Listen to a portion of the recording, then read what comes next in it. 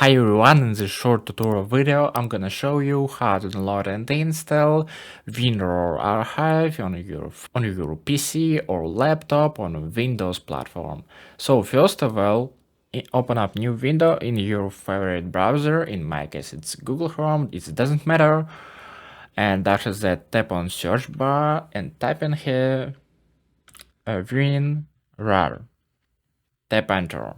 After that, scroll down until you find www.winrar.com, and after that, just tap on download WinRAR right here and scroll down until you find your language. For example, WinRAR and English. Tap on that and download will be start automatically. Here as you can see steps. First, second, third, fourth, and fifth step.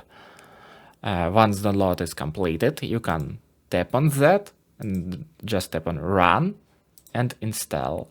Right here you can choose associate WinRAR with and tap on OK, done. That's it. If you find this video helpful, please consider subscribe to our channel and give it a thumbs up. And also you can watch this new video or this playlist about Windows 10.